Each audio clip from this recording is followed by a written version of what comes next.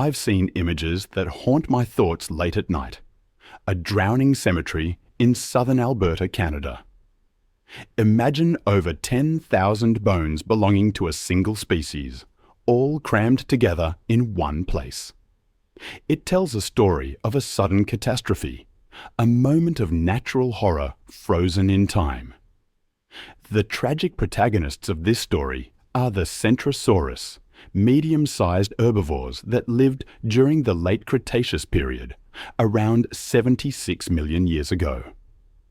They were creatures adapted to group life, usually moving together in herds. Measuring about 6 meters in length and weighing over 2 tons, the Centrosaurus, with its nasal horn and ornamented frill, seemed like a symbol of power. Yet, its group behavior may have sealed its fate. The area where their bones were discovered was once a floodplain near an ancient river.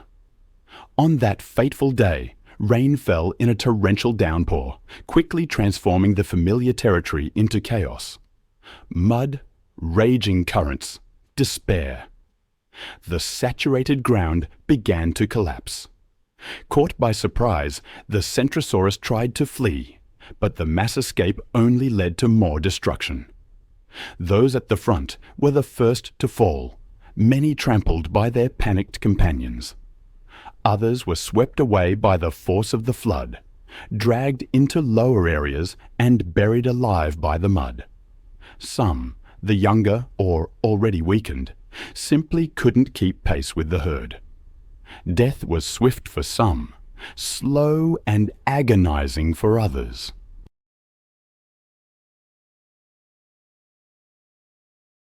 What remained was a tangled mass of bodies compressed under the weight of flesh, bone, and earth. Then came silence. Decomposition gave way to fossilization. Horror turned into geological record.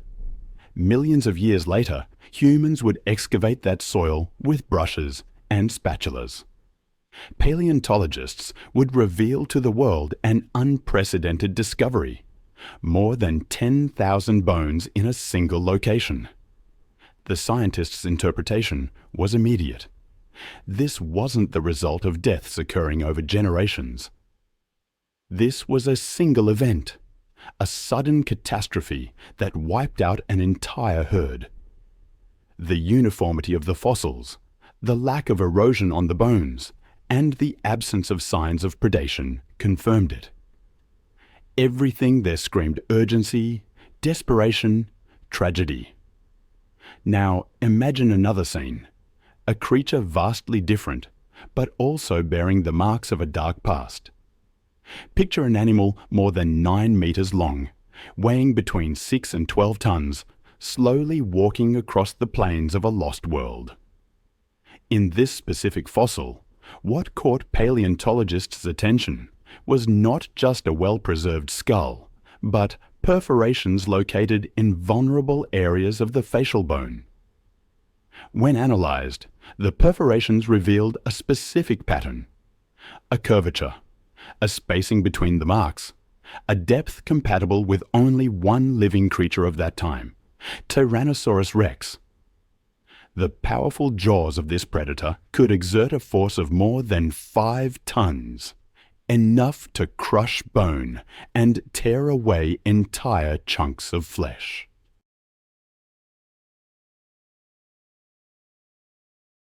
But what makes this case so intriguing is that the Triceratops didn't die at the moment of the attack. Quite the opposite.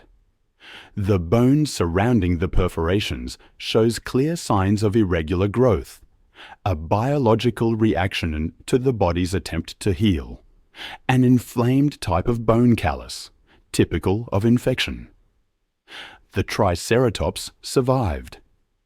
This discovery changes the traditional narrative of the late Cretaceous food chain. Instead of a simple predation scene, we are faced with a more complex drama: the attack, survival, infection, continuous pain, and finally a slow death. The skull becomes a witness not only to a brutal fight, but also to the resilience of a wounded animal struggling to carry on. The infection that settled into the perforations of the skull was severe. The disorganized bone growth indicates that the body reacted however it could. This inflammatory response is a clear sign that it lived for several weeks after the attack, perhaps even months. Every movement of the jaw, every bite of leaves or branches caused pain. Now let's journey to the heart of the Gobi Desert, one of the most inhospitable and arid regions on the planet. Here lies one of the most dramatic testimonies of the age of dinosaurs. A moment frozen more than 70 million years ago, where life and death became intertwined in a fierce dance. This is the fossil known as the fighting dinosaurs, Protoceratops versus Velociraptor. I've seen images that haunt me still.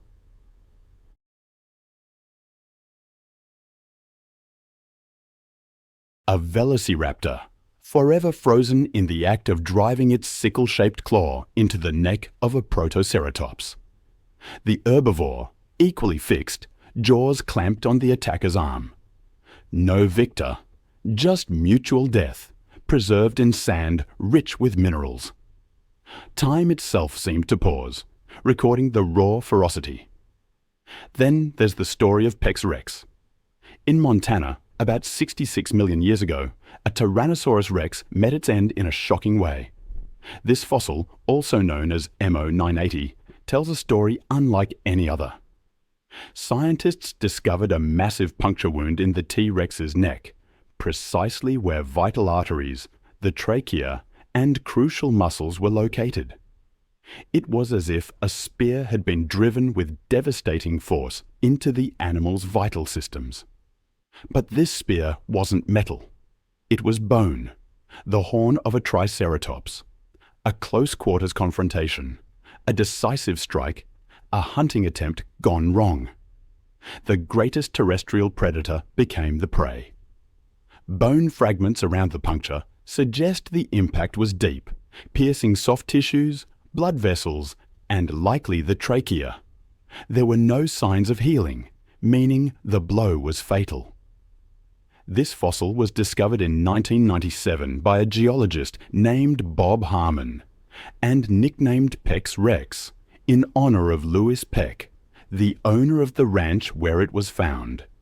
Its story, its end, and its silent message written into every shattered bone have fascinated scientists and the public alike.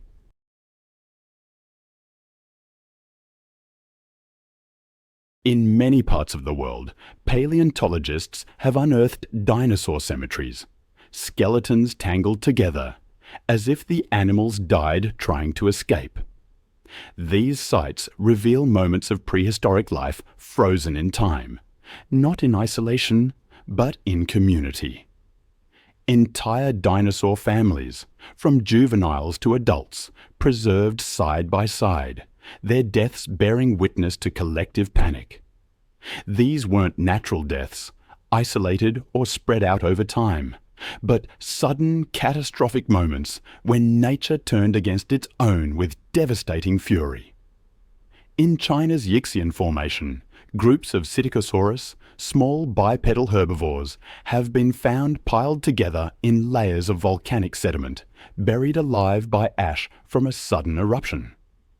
In Mongolia, sandstorms engulfed dinosaurs mid-motion, their poses revealing final attempts to escape. And in Madagascar, a mudslide captured an entire group of Majungasaurus, crushed, immobilized, preserved. Even in North America, in the Morrison Formation, remains of Diplodocus and other sauropods appear grouped in patterns suggesting entire herds were wiped out at once by sudden floods. These sites show us how dinosaurs lived, how they organized themselves into herds, families, and social structures, and how even in groups they were vulnerable to the power of nature. Then there are the Pachyrhinosaurus. In the petrified silence of time, beneath darkened skies of ancient North America, A tragedy unfolded.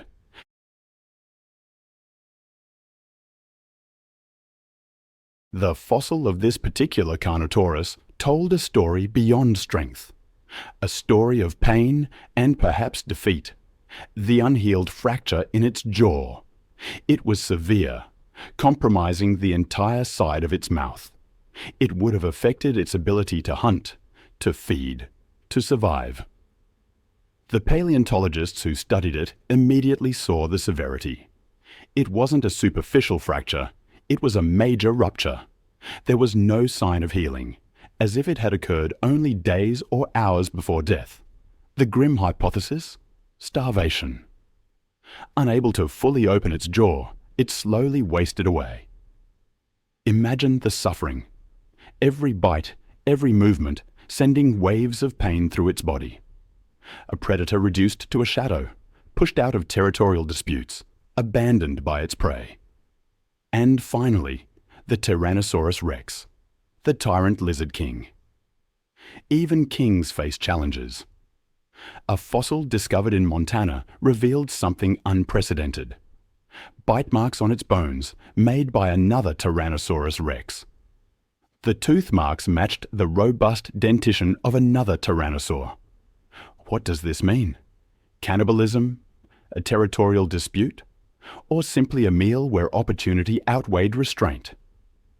This T-Rex, at 13 meters long and capable of exerting 6 tons of pres, was more than a predator.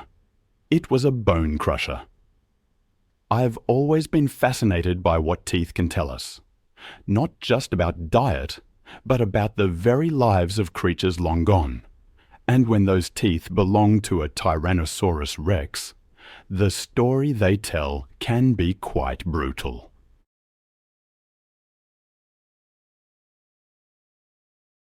Those very teeth, you see, left their signatures on fossil remains discovered in Montana. Bite marks that etched themselves into the skull, jaw, arms, and legs of the specimen. In many instances, the bite patterns are so profound, so distinct, that they reveal the precise moment when one tyrannosaur pressed its teeth against the bone, tearing away flesh, fragmenting the carcass. For paleontologists, this level of detail is like a time capsule, a window into behaviors that textbooks simply couldn't describe. But the question that immediately arises is, was Tyrannosaurus Rex actually eating its own kind? And if so, what would drive such a behavior? One of the most widely accepted hypotheses among scientists is opportunistic cannibalism. In wild and hostile environments, like those of the late Cretaceous, food scarcity could have driven even the largest predators to feed on the bodies of their dead counterparts. It's not unprecedented after all. Today, crocodiles, sharks, even bears sometimes practice cannibalism when circumstances demand it. Why would it have been any different 66 million years ago? There's another, even more dramatic possibility. Perhaps a fight between two Tyrannosaurus Rex individuals, a clash over territory, mating rights, or dominance over a kill. And at the end of such a confrontation, the victor may have consumed parts of their defeated rival. This behavior, too, is observed among modern predators.